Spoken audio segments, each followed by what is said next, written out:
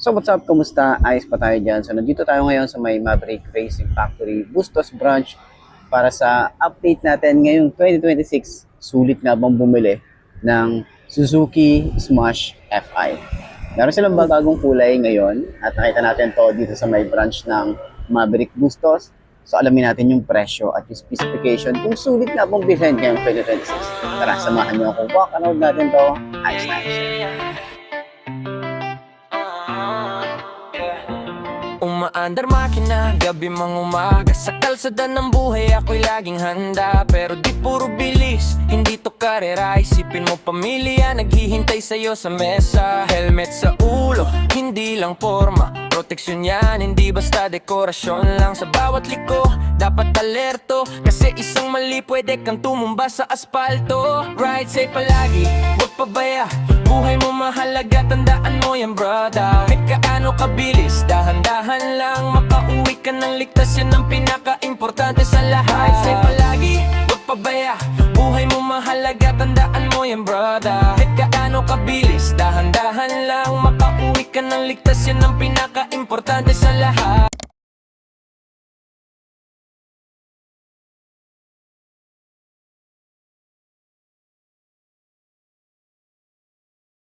So ayun na mga best, no? Available nga po dito ng Suzuki Smash FI na kulay matte blue.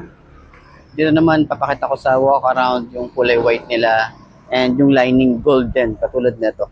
Tapos nagustuhan ko din dito yung gold na yung kanyang mugs. Harap at likod na yan, okay? So yung decals niya, bago na rin yung ating decals, minimalist pero ang maangas yung datingan niya. So sa kanyang panel gauge is naka-sporty looking pero analog type. Okay? So sa upuan, malambot. Okay? Maganda rin yung leather na ginamit dito. And then gusto ko yung pagka-matte niya, yung pagka-matte blue. Dapat ang bibidyohan ko yung white pero nakita ko tong kulay blue. Ito yung binidyohan natin. So may compartment pa rin naman tayo rito. Yan, yung gas tank natin dito. So FI na rin to. Sobrang tipid na rin ng isang to. Okay? So kung naghahanap ka ng tipid na motor at beginner bike, pwede ang isang to. Okay? Pero kung hindi ka sanay ng semi-automatic, masanay ka. Okay, masanay ka muna. Ako kasi, di rin ako sanay ng semi-automatic. Mas sanay ako ng may clutch. At may wala silang nilagay na or nilabas na declutch. Mas okay eh. Pero yun na nga, may mga sanay naman talagang magmotor ng semi-automatic. May nagtatanong ng iba kung ano ba yung semi-automatic. Yun yung parang ano, ito lang, yung shifter lang, yung ano mo, yung magi-gear up ka, shifter mo, tapos bomba lang din. Parang naka-automatic ka, may scooter, pero manual. Okay, ganun yun. So yan, 5'2" ang ating height. Okay, tingkayad. Yan ang itsura natin dito. Siyempre, magaan yung motor, manageable yung motor. Okay. So, turning radius, sobrang lawak. May space pa tayo dito. Konting-konti na lang. Ayan. So, shock nyo sa harap. Okay. Ayan. Yan yung shock nyo sa harap. Ayan. Ito tumutunog yan. So, bagong-bago. Ayan. Siguro rate natin to na 6 out of 10. Medyo, ganun lang siya. Okay. Sa likod naman, ay malambot yung shock sa likod. Mga 7 out of 10 naman to. Okay. So, overall, yung looks nito maganda, maangas talaga. Tapos siguro yung mga gustong maging upgrade ng motorcycle na to, comment nyo sa comment section ano yung mga pwede nyong or gusto nyong i-upgrade para dito sa motorcycle na to. Maganda na yung ano niya, kabuuan ng motor. Pero para sa akin, kung tatanungin nyo ako, LED na headlight, taillight, LED rin. Tapos, ano pa ba yung mga pwede nating i-ano rito? USB charging port kasi wala pa rin talaga siya. Kasi halos karamihan ngayon ng mga motorcycle meron ng ganon. Minimalist lang naman or minimal lang naman yung mga upgrade na gusto natin dito. Siguro naman, di naman siya makaka-apekto sa presyo niya. Yun, okay? Digital panel. Di ba? Halos karamihan ngayon may mga digital panel na. Pero si Suzuki is analog type pa rin sila. Okay? Pero yun. Sa tingin nyo, sulit nga ba ang presyo ng motorcycle na to at yung looks niya? Overall looks, sa tingin nyo, sulit nga ba to? Comment nyo yan, okay? So, yun lang. Sana nakatulong tong video na to. No, sa mga naghahanap ng motorcycle na ganito, available po dito sa Maverick Bustos. puntahan nyo na lang. Center stand natin, napakagaan yung center stand. Ayos.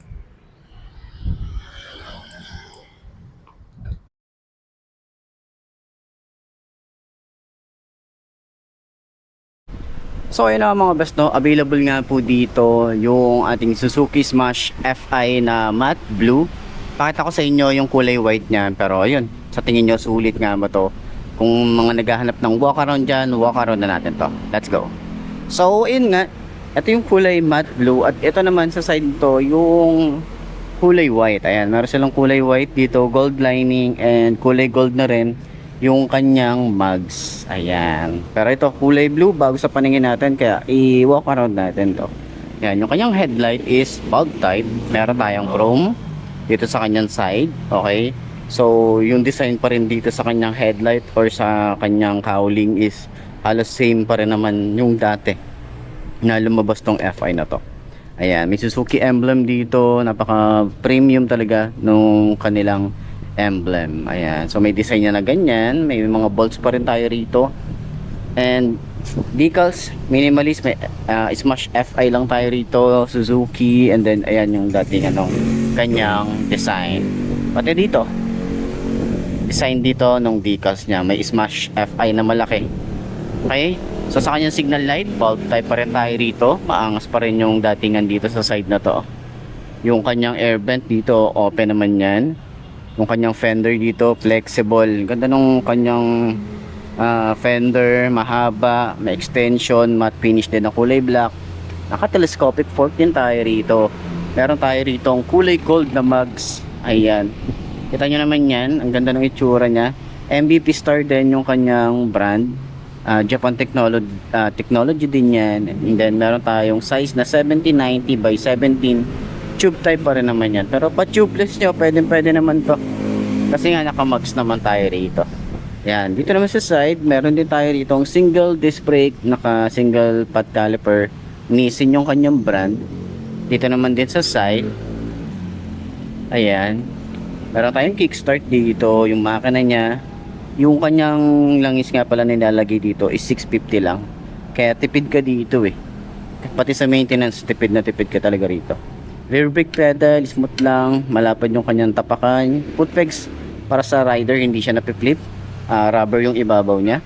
Then yung design para dito sa foot pegs para sa angkas, ayan, rubber din yung pinakaibabaw niya, and then maliit lang siya. Maganda yung alloy na ginamit dito, tapos maganda rin yung paint job. Ayan. Yung kanyang tambucho, mahaba. May metal na cover, ito plastic. Itong part na to, plastic na yan. Then naka swing arm, naka dual shock din tayo rito, drum brake dito sa likod, naka mugs din tayo rito, at yung size naman dito ay 80 by 90 by 17. Ayan, so ito yung decals dito sa side. Yung kanyang panel gauge, meron tayong analog type dito. Yan, sporty looking naman, very colorful naman din siya. Speedometer, odometer, neutral 1 to 4, gear position, fuel gauge, engine check. Itong exclamation point pag may problem yung motorcycle. Ito signal light, isang blink lang yan. And then pag naka high beam, switches niya, ang hindi ko lang nagustuhan dito yung kulay na kulay yellow na to. Okay, sana ginawa na lang din kulay blue or kulay red para mas ano siya. Hindi ko sure hindi ko siya gusto para dun sa kulay niya. Yun lang naman yung pinapilian na ano rito, color lang. Yun lang, minimal lang naman yung ayaw ko rito. So ito yung design para dito sa kanyang box dito. Ayan, yung fairings niya rito. Grip niya, sobrang kapit talaga ng grip nung kanyang grip ni Suzuki, no? Pati dito sa kanyang throttle, ayan. Ayan, mababaw lang naman yung throttle nito. Sobrang responsive. Lever, malapad. Ayan, makapal din naman yung metal na ginamit. Smooth lang din. And then dito naman sa side, meron tayong simple lang na ignition, may shutter lock din tayo rito. Pero sana dito talaga lagyan na rin nila ng USB charging port. Ayan, maganda yung design dito. Ayan, open naman to. Upuan, tingnan nyo naman. Makapal din yung foam na ginamit. Yung ating leather, maganda rin yung leather. Yung ating compartment, ito naman yung kanyang side mirror, malapad din siya. Mga basic tools na rin tayo rito, yung kanyang battery dito rin sa loob. May helmet hook na rin tayo, and then yung gas tank niya malinis, and then meron tayong gas tank na kahit hindi nyo na susian. Okay, ayan. Okay, yung cup niya. Okay, ganyan siya. Teka, ayan. Okay, ayan, ganyan siya yung design niya. Yung grabber natin dito, simple lang din, metal. Okay, makapal din yan. So, palitan nyo na lang ng top box kung gusto nyo ng top box talaga. So, dito naman sa taillight natin is ano siya, parang naka LED pero halogen bulb po yan. Maganda lang yung design dito. Meron din tayo rito reflector. Signal light niya is naka bulb type din. Yung lagayin ng kanyang fender or yung kanyang plate, malapad yung fender dito. Tapos ano lang din siya, flexible. Ayan, so ito susian para ma-open natin yung upuan. Meron din tayo rito chain cover, at yung size ng kanyang sprocket ay 37. Ayan, 420. Hindi, 120 37 yung kanyang sprocket size. Ayan, naka dual head shifter na rin tayo rito. Okay, ayan yung itsura natin dito. Tapos wala rin naman tayo rito side stand kill switch. Ayan, so sa tingin nyo, sulit nga ba ang kanyang looks and kanyang specs? Okay, naka air cooled nga pala ang isang to. Ayan, ito yung makina niya, may Suzuki dito sa harap. Okay, so sa mga naghahanap ng tipid na motor, murang motor, itong si Smash FI pwede nyo pagpilian. Okay, so sana nakatulong tong video na to. Ayos na ayos yan. So yun ang mga best, no, sa lahat ng mga nagtatanong magkano nga ba ang ganitong motorcycle, ilalagay ko sa screen nyo para meron tayong reference kapag kumuha tayo ng cash at tulugan. So sa tingin nyo, sulit nga ba ang presyo niya ngayon 2026? Comment nyo naman yan, at para dun sa lahat ng mga nakagamit na ng ganitong motorcycle, baka pwede nyo i-share dyan sa comment section ano nga ba yung mga naging experience nyo sa motorcycle na to. Ayos na ayos yan. Yan, hindi mo kailangan magpasikat sa ride. Mas okay nang safe ka kaysa ikaw ay mas light. Check mo preno, ilaw at gulong bago bumiyahe, siguradong kumpleto ang tutok. Ulan man o init, laban lang sa biyahe. Basta safety muna bago yabang sa kalsada, pre. Ride safe palagi, huwag pabaya. Buhay mo mahalaga, tandaan mo yan, brother. Nagkaano kabilis, dahan-dahan lang. Makauwi ka ng ligtas, yan ang pinaka-importante sa lahat. Ride safe palagi, huwag pabaya. Buhay mo. So yun ang mga best, no, ito na ba ang motor na babagay sa'yo? Kung ito na nga ay markahan mo na at mag-subscribe ka na sa aking YouTube channel, i-click mo na rin yung notification bell para updated ka sa lahat ng videos na upload natin dito araw-araw. So laging tatandaan, wala sa brand ng motor ang itatagal yan, kundi na sa pag-aalaga mo yan, tatagal yan. Ayos na ayos yan. So kita-kita na lang ulit tayo bukas. I'm Mark D. Ciao. Maraming salamat sa inyo. Babush. Ka ng ligtas, yan ang pinaka-importante